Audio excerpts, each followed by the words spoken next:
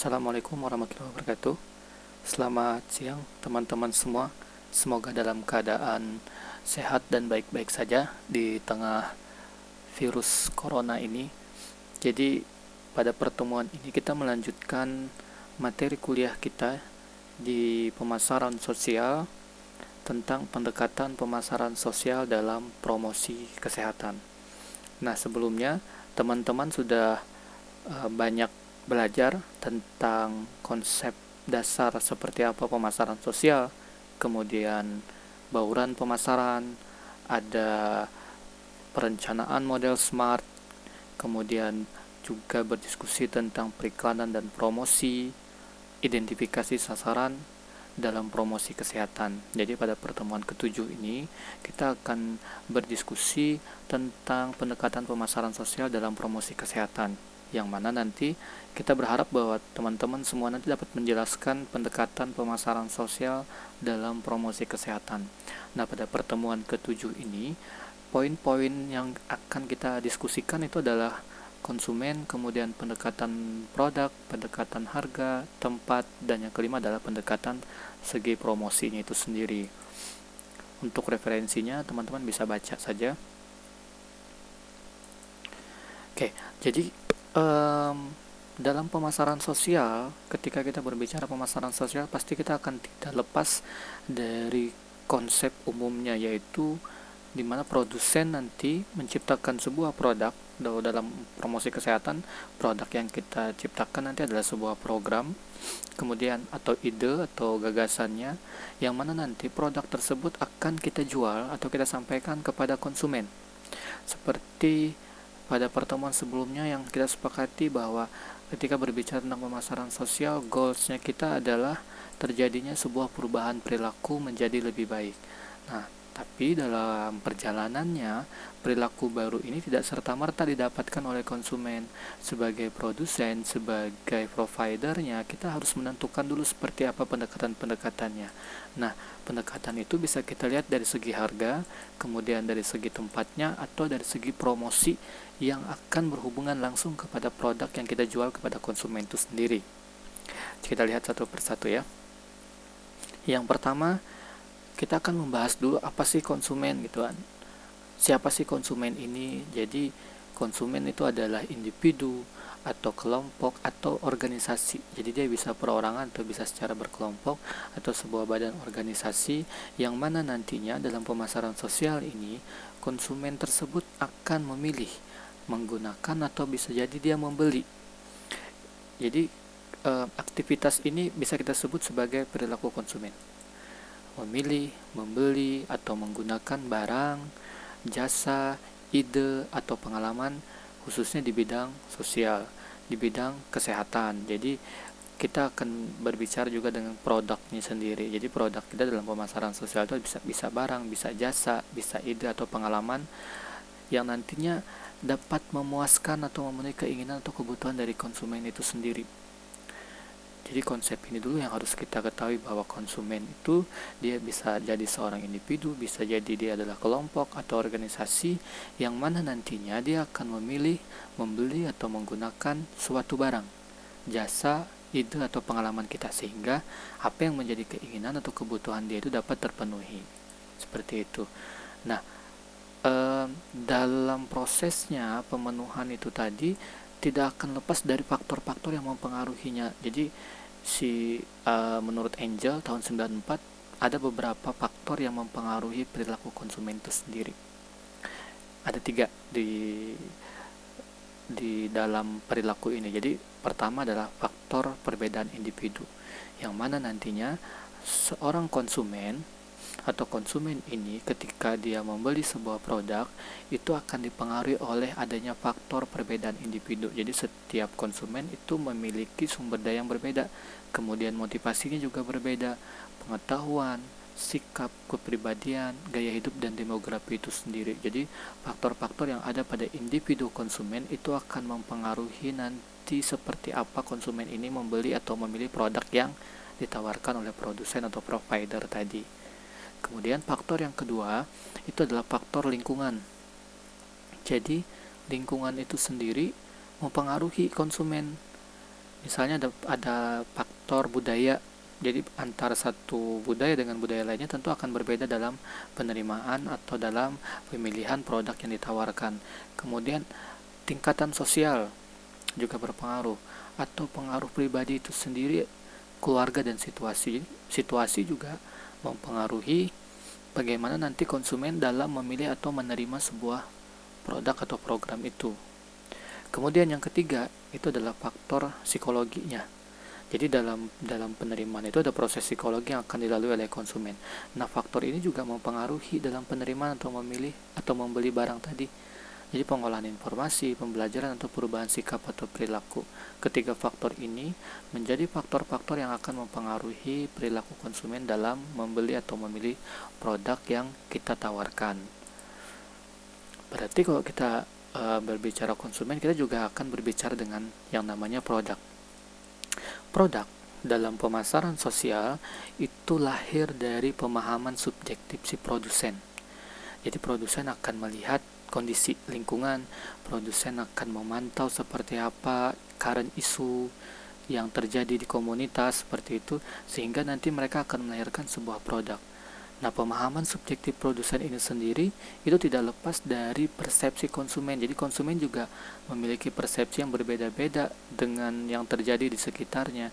Jadi sebagai produsen dalam menciptakan produk, pendekatan yang harus dipahami itu nanti harus tahu betul, harus jeli seperti apa persepsi konsumen terhadap produk, terhadap program, terhadap kondisi lingkungannya. Jadi itu yang akan dituangkan ke dalam sebuah produk. Jadi kalau kita simpulkan, ketika kita melakukan penciptaan produk, kita menciptakan ide, gagasan, atau program, kita harus memperhatikan 3 poin. Yang pertama, apa nanti yang akan kita jual? Jadi produk ini harus punya nilai, apa sih yang mau dijual, apa sih yang mau ditawarkan gitu kan. Kemudian yang kedua adalah perilaku yang diinginkan. Jadi dari produk ini ketika dia diambil oleh konsumen, perilaku apa yang kita harapkan. Dan yang ketiga, produk itu harus menjawab dari manfaat apa yang akan dihasilkan. Jadi ketika konsumen nanti memilih produk ini, dia akan mendapatkan benefit apa, dia akan mendapatkan manfaat apa. Nah, dengan 3 poin ini tentu produk yang kita ciptakan nanti akan sangat-sangat berpengaruh terhadap penerimaan dari konsumen itu sendiri. Jadi dapat kita simpulkan bahwa produk adalah segala sesuatu yang dapat ditawarkan ke pasar. Seperti itu. Nah, produk ini harus mendapatkan perhatian. Jadi sebelum diterima oleh konsumen atau target kita, dia harus dapat nih perhatian dulu. Jadi produk itu akan mendapat perhatian sehingga nanti dia akan dibeli, digunakan atau dikonsumsi oleh si konsumen itu sendiri. Nah, dalam pemasaran sosial, produk itu tidak akan jauh dari yang namanya gagasan atau praktik, sehingga bisa kita sebut juga produk dalam pemasaran sosial, khususnya di promosi kesehatan, produknya adalah produk sosial, yang mana produk sosial ini kita bagi menjadi 3 tipe. Yang pertama adalah gagasan sosial, yang kedua adalah praktik sosial, dan yang ketiga adalah perubahan sosial. Mari kita lihat satu persatu. Gagasan sosial, jadi produk sosial yang pertama itu adalah gagasan sosial. Di gagasan sosial ini sendiri itu adalah startnya, awalnya, yang mana nanti komponennya di dalam gagasan sosial ini ada istilahnya kepercayaan. Jadi kepercayaannya adalah wilayah psikologis dari konsumen yang harus kita dapatkan, yang harus kita perhatikan. Karena dari kepercayaan ini akan muncul bagaimana nanti si konsumen itu menerima. Jadi konsumen dia punya harapan, kemudian kita berikan kepercayaan, kita tumbuhkan kepercayaan kepada konsumen yang akhirnya nanti dia akan menerima. Jadi kepercayaan konsumen, kita berikan kepercayaan terhadap dia. Jadi kalau kepercayaan itu sudah muncul, konsumen akan bersedia nih menerima risiko dari apa yang diharapkan tadi. Contohnya seperti ini. Ketika kita ingin menekan angka kematian ibu, angka kematian perempuan yang disebabkan oleh kejadian kanker yang paling spesifik, misalnya kanker rahim, maka kita akan menawarkan sebuah ide, kita akan menawarkan sebuah gagasan sosial berupa kampanye deteksi dini kanker rahim. Nah, jadi kepercayaan ini harus dimunculkan.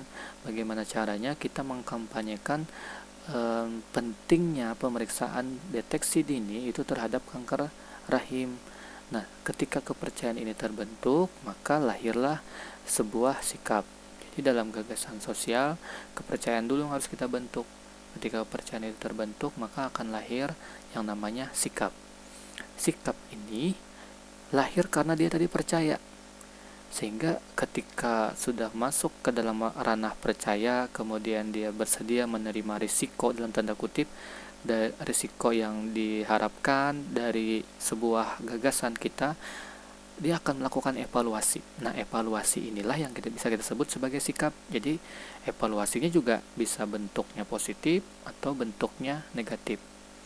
Jadi si konsumen, si target kita akan melakukan penilaian, akan melakukan evaluasi dari apa yang dia dapatkan. Jadi dia percaya, kemudian dia menerima itu nanti dalam bentuk sikap, entah penerimaannya positif atau penerimaannya negatif. Kalau penerimaannya positif, berarti dia akan menerima gagasan itu, sehingga nanti dia akan melakukan action, dia akan bertindak. Tapi ketika penerimaan itu bentuknya negatif, maka yang terjadi adalah sebuah penolakan terhadap gagasan atau ide kita. Nah, kalau misalnya kan tadi kita kampanye nih, kita mengkampanyekan bagaimana caranya masyarakat atau wanita usia subur melakukan deteksi dini kanker rahim. Berarti kita akan bikin tagline. Oke, mencegah sebelum terlambat, misalnya tagline dari kampanye kita. Mereka percaya, kemudian mereka akhirnya mengambil sikap. Baiklah, kami akan bersikap. Kami akan melakukan pemeriksaan. Lebih baik mencegah daripada terlambat dan harus mengobati kanker rahim misalnya. Nah, dari dua langkah ini, lahirlah langkah ketiga. Lahirlah yang namanya nilai atau value.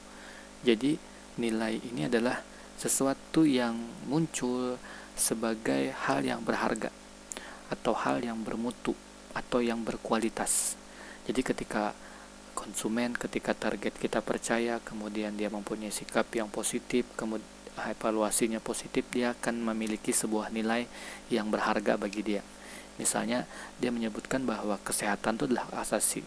Kemudian dia melakukan pemeriksaan, dia merasa sehat, dia merasa melakukan pendeteksian secara dini, dia bangga. Nah, nilai itulah yang muncul sebagai produk dari gagasan sosial. Kemudian yang kedua dalam produk sosial adalah praktik sosial. Jadi praktik sosial itu muncul sebagai sebuah peristiwa yang terjadi akibat aksi, bisa perseorangan atau kelompok. Misalnya, ketika kita ingin menjalankan sebuah program vaksin yang tidak semua daerah itu bisa menerimanya, maka perlu adanya sebuah praktik social practice ini. Jadi ada sebuah peristiwa yang melibatkan aksi perseorangan atau kelompok. Ketika kita ingin menawarkan sebuah program vaksinasi, maka kita akan membuat sebuah poster untuk menawarkan program tersebut, yang mana misalnya dalam poster tersebut kita melibatkan tokoh masyarakat atau tokoh agama yang sedang menggendong balita misalnya diimunisasi. Atau contoh lainnya dalam praktik sosial, misalnya kita menemukan, misalnya kita menemukan pasien kemudian dengan penyakit tertentu dan dia tidak mampu, maka kita akan melakukan penggalangan dana. Atau juga misalnya kita menawarkan program rehabilitasi psikologis bagi teman-teman yang terkena musibah bencana alam. Kita mengadakan pengobatan sosial, kita mengadakan penggalangan dana. Kita lakukan itu bisa disebut sebagai sebuah produk yang masuk ke dalam kategori praktik sosial. Nah, biasanya praktik-praktik sosial ini itu tadi apakah perseorangan atau kelompok. Jadi dia bisa dilakukan oleh tokoh masyarakat, tokoh agama, atau yang lagi ngetrend sekarang karena penggunaan sosial media itu sangat berpengaruh, jadi influencer itu bisa terlibat dalam praktik sosial ini. YouTuber, selebgram, atau apapun itu, intinya mereka adalah influencer. Mereka akan bisa terlibat ke dalam pemasaran sosial untuk memasarkan produk ini dalam bentuk praktik sosial. Kemudian yang ketiga, bentuk produknya dari produk sosial ini adalah sebuah perubahan sosial atau social difference. Nah, dalam item yang ketiga ini, dalam perubahan sosial, itu terbagi menjadi dua. Jadi produk yang pertama adalah tangible product istilahnya. Tangible product ini adalah produk fisik sebagai penyerta kampanye sosial tadi. Jadi ketika kita melakukan sebuah pengkampanyean program kesehatan, kita akan membawa sebuah produk fisik. Misal, ketika kita ingin menggolkan program pemberian vitamin A untuk balita, maka kita akan memberikan edukasi, kita akan memberikan penyuluhan, kita akan memberikan kampanye tentang penggunaan atau konsumsi vitamin A. Nah, bentuk fisik dari perubahan sosial ini itu vitamin A-nya itu. Vitamin A-nya itu bisa kita sebut sebagai tangible product. Jadi, apa nih bentuk fisiknya yang ada dalam kampanye kita? Nah, itu adalah tangible product. Kalau ada tangible product, yang kedua itu ada istilahnya intangible product. Jadi produk tidak nyata. Jadi ketika kita menawarkan pengkonsumsian atau penggunaan vitamin A, konsumsi vitamin A-nya itu adalah tangible product. Nah, ketika kita menyatakan seperti apa konsumsinya, manfaatnya apa, kemudian hal-hal lainnya kita sampaikan dalam bentuk itu, pelatihan, penyuluhan itu adalah intangible product. Jadi produk tidak nyatanya. Pelatihan, penyuluhan, edukasi atau apapun itu masuk ke dalam intangible product. Jadi dalam perubahan sosial ada produk fisiknya dan ada produk yang tidak nyatanya. Jadi misalnya intangible tadi itu adalah bulan vitamin A yang dalam setahun misalnya kita diberikan dalam 2 periode. Nah, itu adalah intangible product namanya. Kemudian pendekatan yang ketiga itu adalah pendekatan harga. Jadi dalam pemasaran sosial, harga itu bisa kita sebut sebagai biaya yang dikeluarkan oleh target atau konsumen dalam membeli produk atau mengadopsi perilaku baru. Jadi harga itu adalah sesuatu yang dikeluarkan. Wujudnya kalau kita berbicara tentang harga itu ada dua. Yang pertama adalah harga yang bisa kita kategorikan sebagai monetary cost.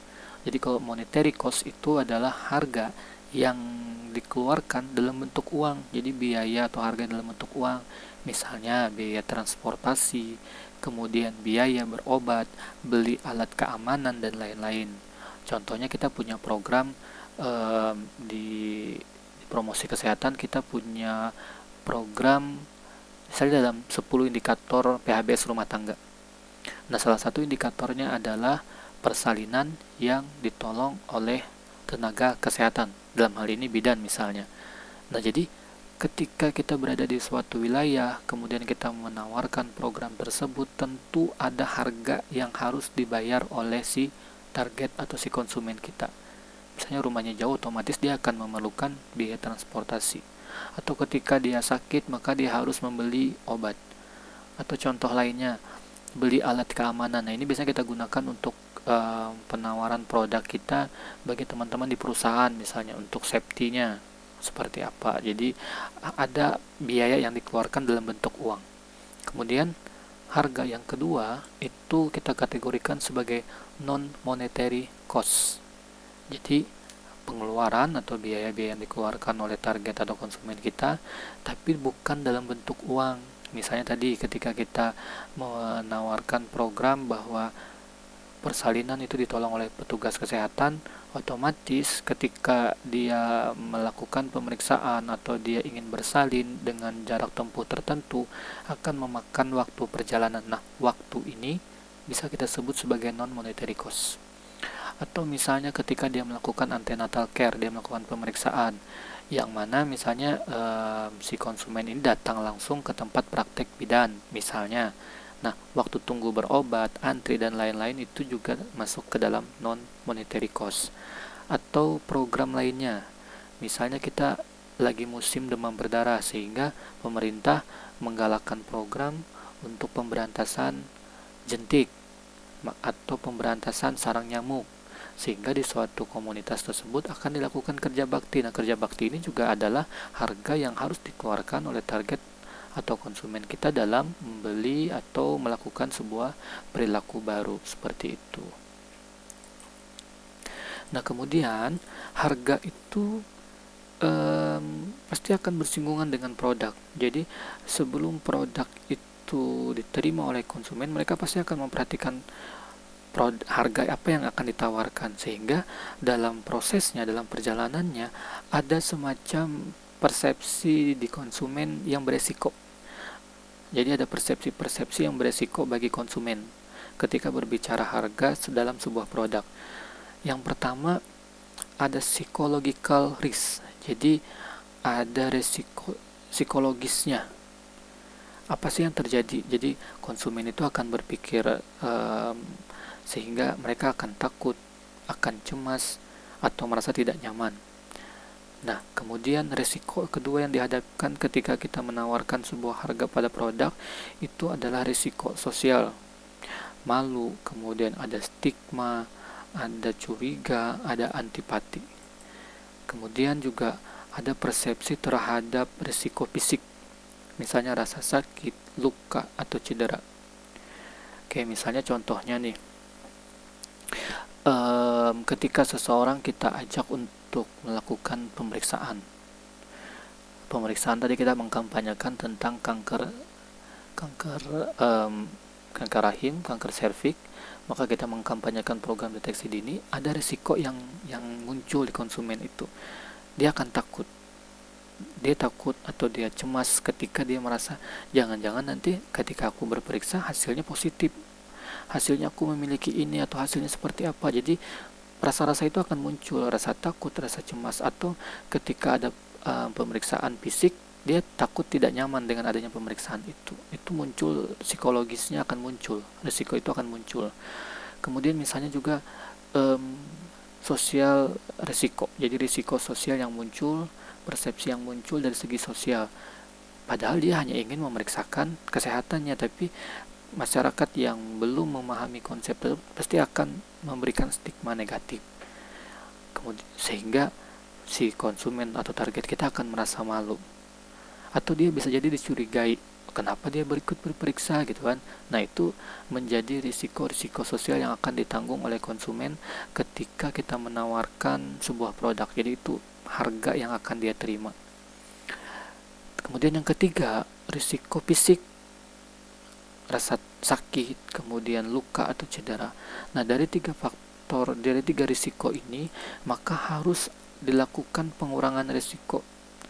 Jadi risiko ini bisa ditanggulangi, bisa kita antisipasi, bisa kita kurangi dengan pemberian penghargaan atau misalnya credible source. Jadi risiko ini bisa kita atasi dengan adanya reward. Ketika mereka ikut periksa, mereka akan mendapatkan apa gitu kan, baik secara fisik atau materi atau non materi misalnya. Kemudian juga pemeriksaan yang dilakukan itu terpercaya, dilakukan oleh dokter ahli, kemudian di tempat yang bagus, tidak terlihat publik misalnya. Jadi pemberian informasi ataupun program ini diberikan oleh orang-orang yang berkompeten, itu juga akan mengurangi atau mereduksi dari risiko-risiko yang muncul pada harga yang kita tawarkan untuk konsumen. Itu pendekatan yang ketiga, yaitu pendekatan dari segi harga. Nah, tahapan berikutnya ketika kita ingin melakukan sebuah pemasaran sosial di masyarakat, kita tidak akan lepas dari pendekatan tempat, atau kalau dalam bauran pemasaran itu adalah place. Yang keempat itu adalah tempat. Jadi bagaimana caranya produk yang sudah kita siapkan, yang akan kita tawarkan ke konsumen tadi, itu bisa ditempatkan. Jadi ada penempatannya. Nah, kalau kita berbicara dari segi pendekatan tempat, yang secara garis besar itu terdiri dari dua penjelasan. Jadi yang pertama, tempat itu bisa kita sebut sebagai lokasi di mana produk dapat diperoleh. Jadi di mana nih di display, di mana nih kita bisa mendapatkan program ini, di mana kita bisa mendapatkan ide ini. Nah, yang kedua, tempat yang dilihat dari sudut pandang lokasi di mana target atau konsumen itu akan melakukan perilaku yang kita inginkan. Jadi ada dua konsep dalam pendekatan tempat. Yang pertama adalah di mana nanti produk ini dapat didapatkan atau diperoleh. Jadi program ini ketika kita ingin join di program ini, di mana kita bisa dapat.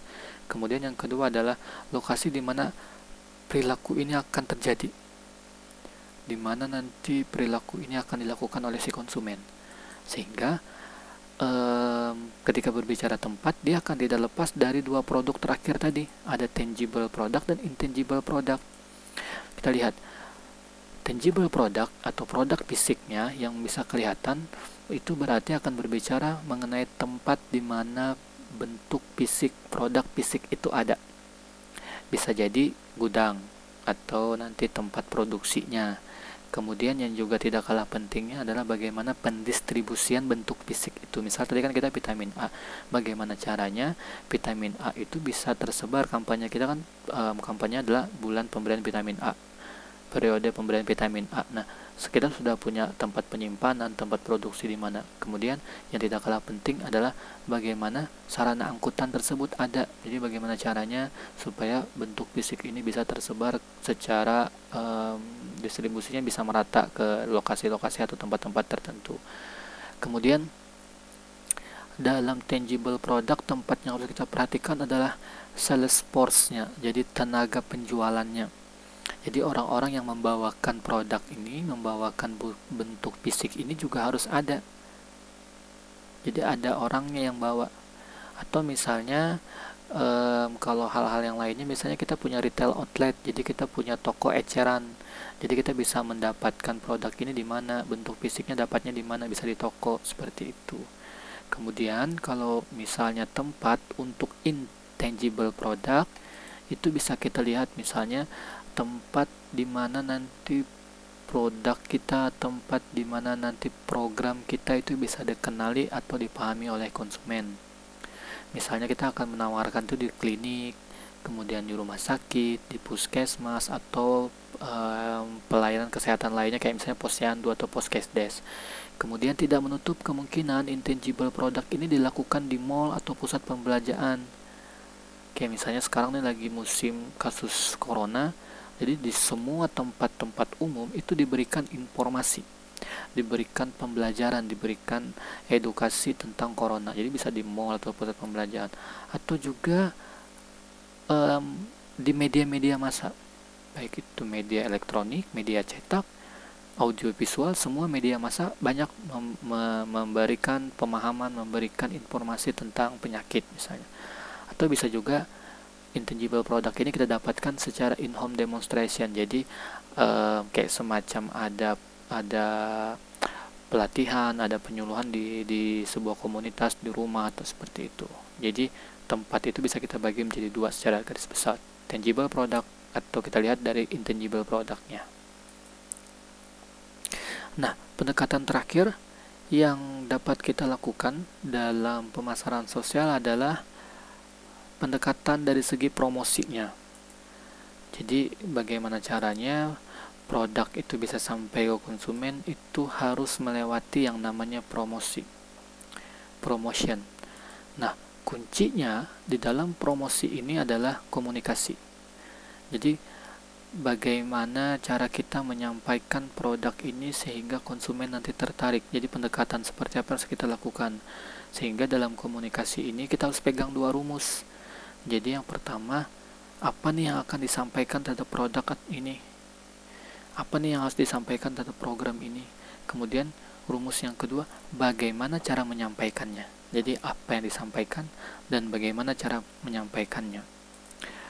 Oke, Philip Kotler dalam bukunya itu menyebutkan ada 6 hal yang harus terintegrasi dalam pendekatan promosi di dalam pemasaran sosial. Yang pertama adalah iklan. Jadi iklan ini adalah segala sesuatu atau setiap bentuk presentasi tapi bukan dari orang. Jadi biasanya ada advertising ya, kayak periklanan itu berupa promosi, kemudian ada penyampaian gagasan, penyampaian barang atau jasa yang dari sponsor. Jadi ada sponsornya. Jadi bukan presentasi secara langsung, tapi ada sponsor-sponsor yang masuk. Contohnya gini, ketika kita ingin mengaktifkan sebuah posyandu di masyarakat, program kita adalah untuk memantau pertumbuhan dan perkembangan balita di suatu wilayah misalnya. Kemudian posyandu tersebut belum aktif, maka program kita mengaktifkan posyandu tersebut.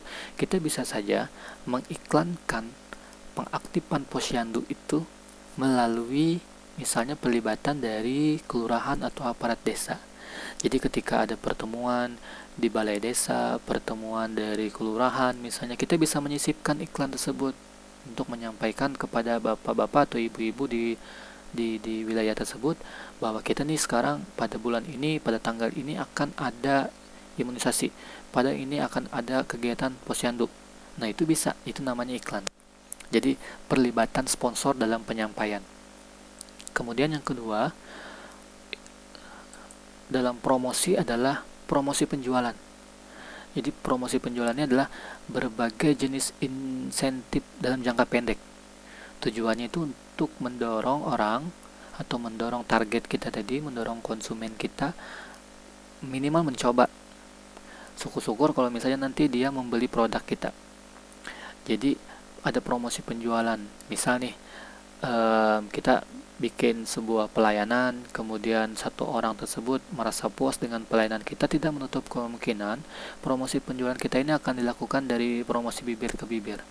Jadi misalnya kita mendekati satu orang, kemudian dia mau menerima kita, mau menerima program kita, dia melakukan perilaku tersebut dan dia terlihat sekali signifikannya untuk lebih sehat.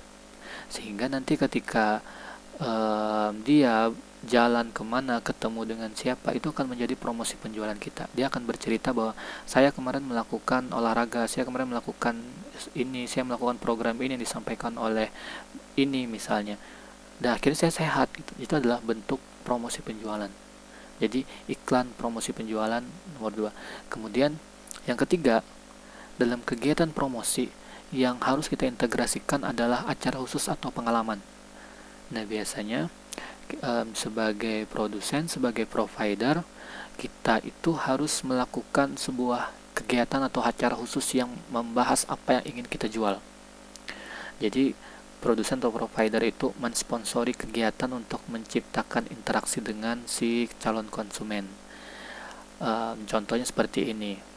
Ketika kita memperingati Hari HIV/AIDS, sedunia, kita akan bikin event. Jadi event itu misalnya nih kita bikin acara goes atau kita bikin acara misalnya parade band atau apapun itu. Nah, di situ ada event. Jadi event itu nanti kita sisipkan dengan sponsor kita. Jadi kita sebagai sponsor. Kemudian di event tersebut kita misalnya mendatangkan Oda, kita mendatangkan narasumber yang akan berbagi pengalaman terhadap program apa yang kita tawarkan kepada orang. Jadi kan acara itu belum tentu semua mengetahui tentang sebuah program yang kita inginkan atau informasi kesehatan yang kita sampaikan. Nah, melalui acara khusus dan pengalaman ini tidak menutup kemungkinan itu akan tersampaikan dengan baik. Seperti itu. Kemudian yang keempat, dalam kegiatan promosi itu harus ada hubungan masyarakat dan pemberitaan. Jadi maksudnya di poin ini, program-program yang telah kita rancang atau misalnya produk yang sudah kita rancang itu harus kita promosikan. Jadi kita lakukan promosi tapi dengan cara melindungi pencitraan dari kita sebagai katakanlah kita perusahaannya ya, kita providernya atau produk kita. Misal ketika ada kegiatan bakti sosial, itu bisa pakai nama kita, nama perusahaan kita, nama ini atau produk kita. Jadi pelibatan kita dalam setiap kegiatan-kegiatan di masyarakat, sehingga pemberitaan-pemberitaan yang muncul pun sifatnya positif. Nah, ketika pemberitaan itu positif, maka itu sebenarnya adalah salah satu bentuk promosi kita yang tangguh. Jadi pemberitaan positif artinya kita dapat promosi secara cuma-cuma dan hubungan dengan masyarakat dapat terjalin dengan baik. Kemudian tahapan kelima yang harus terintegrasi dalam promosi itu adalah pemasaran secara langsung. Nah, pemasaran secara langsung juga macam-macam bentuknya, bisa melalui penggunaan surat, telepon, atau email. Jadi pemasaran langsung ini tujuannya itu adalah adanya komunikasi langsung dari kita, si pencipta produk atau si kita yang menawarkan program tadi. Tujuan kita adalah komunikasi langsung, misalnya untuk meminta tanggapan atau berdialog dengan pelanggan. Contohnya nih, kalau misalnya kita dalam pemberian pelayanan kesehatan, kita harus tahu nih respon dari pengguna jasa kita seperti apa. Jadi ketika kita melakukan interaksi tersebut, kita bisa dapat nih responnya seperti apa. Nah, itu merupakan salah satu juga bentuk promosi dalam pemasaran sosial. Kemudian yang terakhir, yang harus terintegrasi dalam kegiatan promosi adalah penjualan pribadi. Jadi penjualan pribadi ini adalah interaksi tatap muka antara penjual dan pembeli.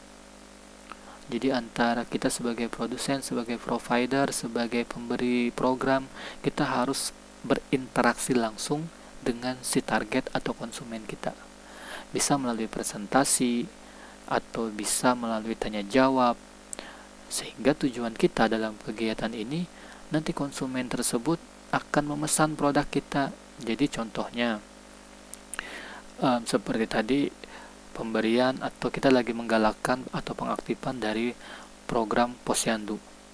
Nah, itu kita bisa datang langsung ke rumah-rumah, kita data ibu-ibu yang ini misalnya, kita berikan presentasi, kita berikan tanya jawab, sehingga akhirnya mereka nanti mau bergabung dalam kegiatan Posyandu tersebut. Kurang lebihnya seperti itu, teman-teman. Nah, dari 6 hal yang terintegrasi ini, harapan kita adalah produk kita dapat terjual dengan baik atau program kita terjual dengan baik, sehingga nanti goalsnya adalah perubahan perilaku yang terjadi di masyarakat.